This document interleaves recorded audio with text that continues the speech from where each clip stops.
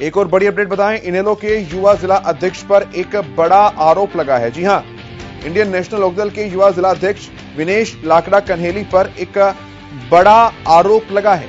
क्या बड़ा आरोप है? उन्होंने बताया कि ऑनलाइन परीक्षा में फर्जीवाड़े का आरोप जो है वो उनके ऊपर लगा है। रोहतक का युवा जिला अध्यक्ष विनेश लाकड़ा जो है उन पर फर्जीवाड़े का आरोप लगा है और गिरोह के सरगना अशोक ने पूछताछ में इस बात को कबूल किया है कि वो अशोक समेत कई अन्य आरोपी जो गिरफ्तार हो चुके हैं वो ऑनलाइन परीक्षाओं में फर्जीवाड़ा करते हैं। और ये तस्वीर अभय सिंह चौटाला के साथ भी आप इनकी देख सकते हैं। अलग अलग पोस्टर्स इनके सामने आ रहे हैं और जूनियर चौटाला के साथ भी इन्हें देखा जा सकता है। रोहतक के युवा जिला अध्यक्ष हैं, इंडियन नेशनल लोकदल के पोस्टर बॉय हैं और इन पर अब आरोप लगा है ऑनलाइन परीक्षाओं में गड़बड़ियां और धांधली करने का। निश्चित तौर पर एलनाबाद विधानसभा का उपचुनाव है और यह मुद्दा जो है वहां पर भी एक बड़ा मुद्दा साबित होगा, एक प्रभावी मुद्दा साबित होगा। रोहतक की यह आवाज एलनाबाद तक जाएगी और वहां पर इंडियन नेशनल लोकदल को नुकसान पहुंचाने के कयास भी अब लगाए जा रहे हैं। कार्रवाई होनी चाहिए, इनेलो का हो, किसी भी दल का हो, किसी भी दल का हो, कार्रवाई होनी चाहिए। और ये दिखाता है कि किस तरह की मानसिकता के लोग जिम्मेवार पदों पर बैठे हैं। तो ये तो कहते ही थे ना, चौटाला साहब भी कहते थे, जो उनका प्रदेश अध्यक्ष है उसके बारे में चौटाला साहब के क्या विचार थे, वो आज उनका प्रदेश का अध्यक्ष है। विधानसभा में आप गए हो, मैं भी गया था उस टाइम पर, आप लोग वहीं थे जब चौटाला साहब के बारे में नरेश शर्मा ने क्या क्या कहा था विधानसभा में, वो उनका राष्ट्रीय महासचिव है। तो हालात कैसे बढ़ गए?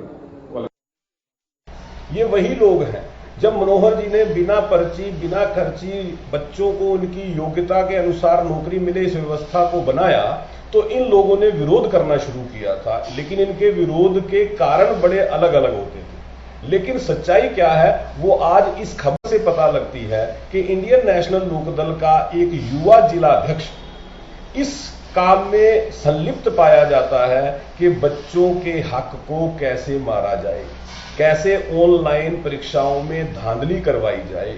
तो हरियाणा प्रदेश की जनता को ऐसे लोगों से सचेत रहने की जरूरत है जो कोशिश कर रहे हैं कि काबिल और योग्य युवाओं के हक के ऊपर डाका पड़े। लेकिन प्रदेश सरकार ऐसा होने नहीं देगी।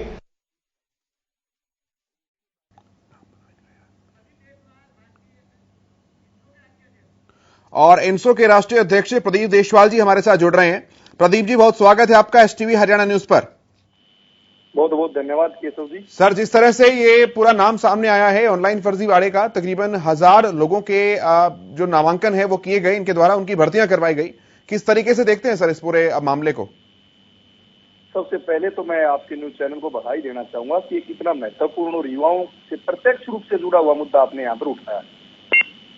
मैं साथ में ये भी कहना चाहूंगा अब ये उन लोगों के साथ कुठाराघात है जो गरीब परिवारों से आते हैं और पुस्तकों पर अपने खून पसीने की गाड़ी कमाई खर्च करके कोचिंग सेंटरों में कोचिंग लेकर दिन रात मेहनत करते हैं। और इस तरह के जो लोग हैं वो उनके अधिकारों को छीनने का या उनके अधिकारों पर डाका डालने का काम करते हैं। मैं तो एक आपके चैनल के माध्यम से एक बात पूछना चाहूंगा अभय सिंह चौटाला से, इसी मुद्दे पर, पेपर लीक और पेपर आउट वाले मुद्दे पर अभय सिंह चौटाला जी कुछ दिन पहले सीबीआई जांच की मांग कर रहे थे और सख्त से सख्त कार्रवाई की मांग कर रहे थे। क्या वो अपनी इन पंक्तियों पर आज भी स्टैंड ले रहे हैं या उनके विचार जो बदल गए हैं? ये जरूर मैं इनेलो का कोई प्रवक्ता हो या अभय सिंह चौटाला इस बारे में जरूर अपने विचार रखें कि क्या आज भी वो सीबीआई मांग की जांच करते हैं।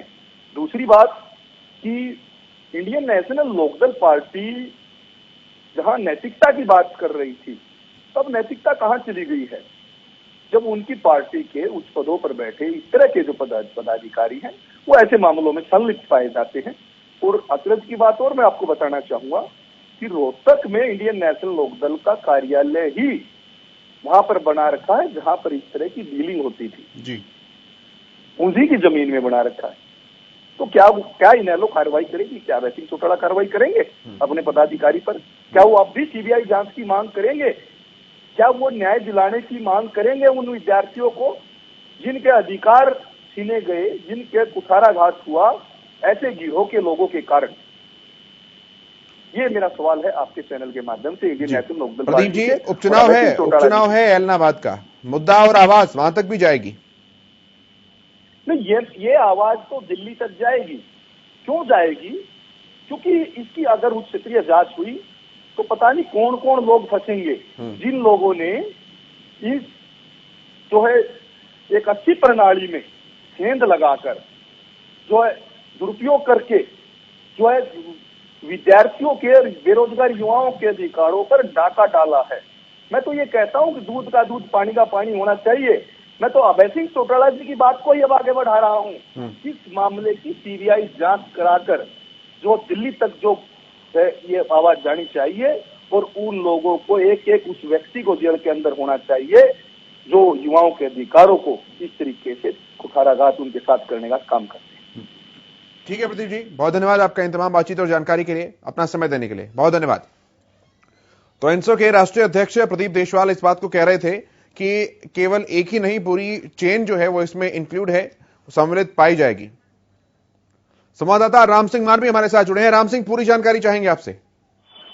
देखिए, जो मामला है ये अच्छे कोर्स में एडमिशन और सरकारी नौकरी दिलाने के नाम पर जो एक फर्जीवाड़ा है, न केवल युवाओं के साथ एक धोखाधड़ी हो रही है बल्कि एक बड़ा गिरोह जो है पैसे के लालच में जो है गलत दिशा में जा रहा है और इस बात से गुरेज नहीं किया जा सकता। जिस प्रकार से सोनीपत समेत जो है काफी हरियाणा से बाहर जो अन्य राज्यों में जो है काफी जो इस प्रकार की धांधलीबाजी करने वाले लोग हैं उनके जो गिरोह जो है वो सक्रिय है और काफी लोगों के नाम इसमें जो है सामने आ रहे हैं। सोनीपत से भी कई लोगों के नाम आए हैं। इसके अतिरिक्त कई जो नामी चेहरे हैं उनके भी नाम इसमें सामने आ रहे हैं। लेकिन इन्वेस्टिगेशन है और लगातार जो है एसटीएफ इस पर निगरानी कर रही है, लगातार दबिश भी कर रही है, क्योंकि जिस प्रकार से करीबन लाखों रुपए लेकर एक पेपर करवाना और उसके बाद उसको अच्छे कोर्स में एडमिशन करवाना, लिहाजा उसकी योग्यता को नहीं दर्शाता बल्कि एक फर्जीवाड़े के तरीके से देखा जा सकता है। क्योंकि एक बड़ा फर्जीवाड़ा जो योग्य ही ना हो और उसको अच्छे कोर्स में एडमिशन करा दिया जाए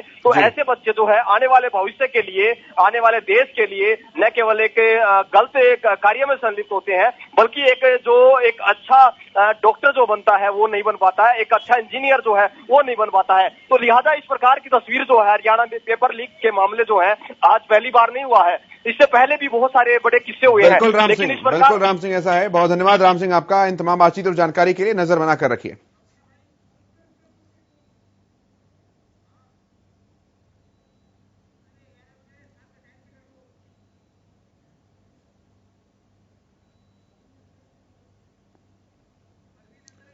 बीजेपी के प्रवक्ता प्रवीण अत्रे जी भी हमारे साथ जुड़े हैं। प्रवीण जी, बहुत स्वागत है आपका।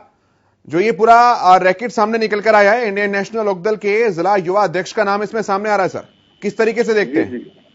देखिए, ऐसा है कि हरियाणा नौकरियों के मामले में पहले की सरकारों के दौरान बहुत बदनाम रहा। पर्ची खर्ची, भाई भतीजावाद, इस तरह की चीजों का बोलबाला रहा। वर्तमान सरकार ने जब इन व्यवस्थाओं में बदलाव किया, पर्ची खर्ची को खत्म किया, बच्चों को उनकी काबिलियत के हिसाब से नौकरी मिले ये सुनिश्चित किया, तो कुछ लोग इसके भी विरोध में आगे खड़े हो गए।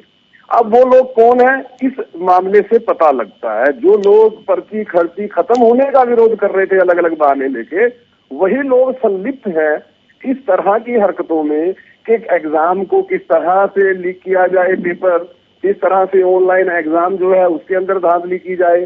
तो पता लगता है कि इस तरह की मानसिकता के लोगों को समझना पड़ेगा और जनता को इस विषय में ध्यान रखना पड़ेगा कि जब भी चुनाव आए ऐसे लोगों को सबक जरूर सिखाए जो बच्चों के हक मारने में विश्वास रखते हैं। प्रवीण जी, क्या ये मुद्दा इलाहाबाद उपचुनाव में भी कोई प्रभावी साबित होगा, वहां तक पहुंचेगा? है जब किसी राजनीतिक दल का पदाधिकारी इस तरह के कार्य में संलिप्त पाया जाए तो उस राजनीतिक दल के भविष्य पे उसका असर पड़ेगा, यह स्वाभाविक है। क्योंकि जनता बहुत समझदार है, जनता इन चीजों को समझती है। जी ठीक है सर, बहुत धन्यवाद आपका अपना कीमती समय देने के लिए, तमाम बातचीत और जानकारी के लिए बहुत धन्यवाद। तो 1000 युवाओं को फर्जी तरीके से भर्ती कराने का आरोप जो है इन पर लगा है।